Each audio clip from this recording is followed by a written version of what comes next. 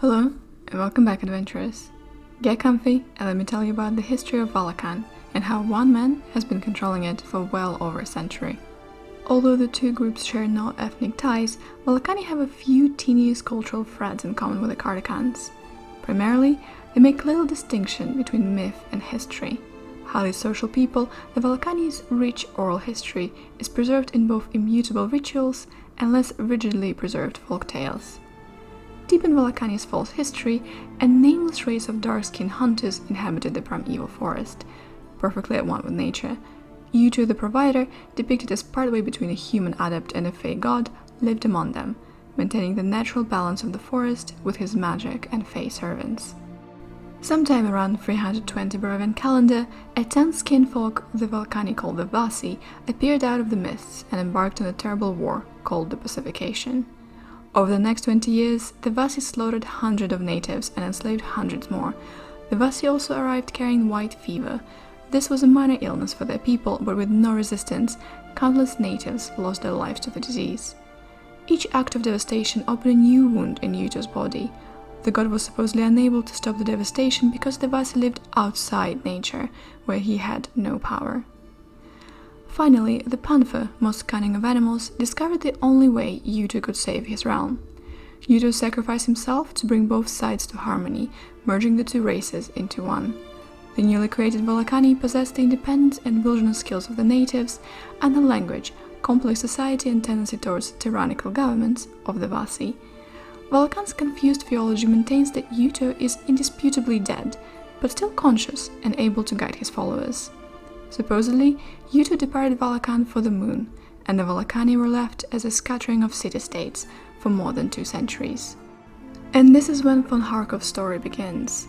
The Baron started life as a panther in an outlander world, but his life changed with the emergence of a powerful wizard, Morpheus, who conceived of an elaborate plot for revenge against Selena, a woman who spurned his advances.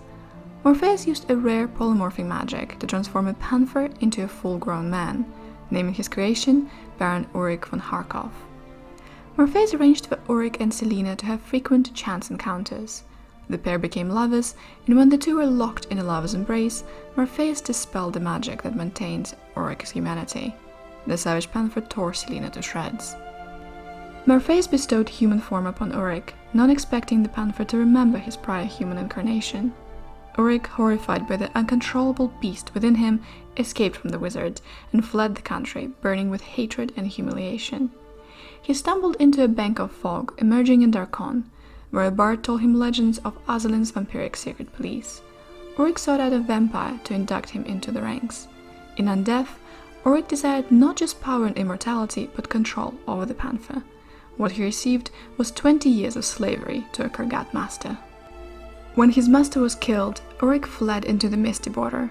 In 625 Baron calendar, the Dark Powers embraced him, granting him his own domain of Valachan that was at the time ruled by a tyrannical baron. Urik's hatred towards the man quickly attracted von Oslin's attention. Von Kharkov was arrested, beaten, and dragged before the baron. A common myth holds that von Kharkov was destined to be victorious.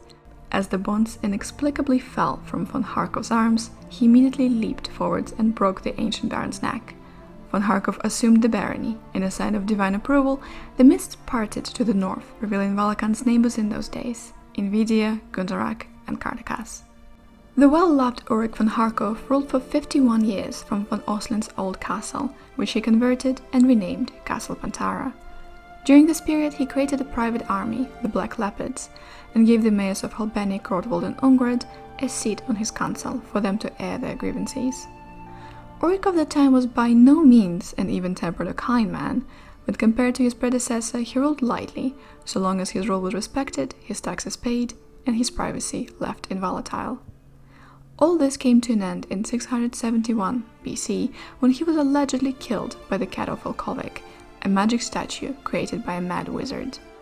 Posing as his own son, Urik II ruled slightly more capriciously than his father, even instituting a bridal lottery to find a wife.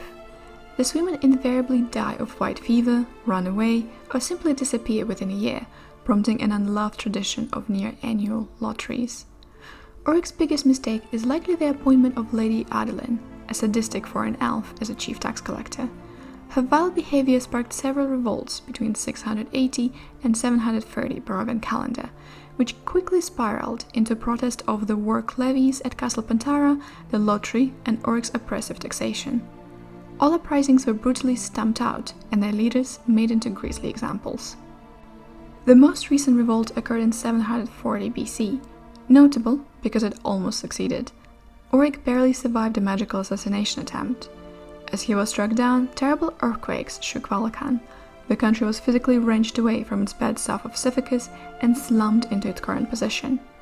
This event was taken as another sign from Uto that the von Kharkov dynasty is divinely appointed to rule. Thank you so much for your time, patient listeners. Now that you know a bit more about the Baron, I hope you will think twice before risking his audience. But if you have any business in Valachan, be careful while crossing the mists.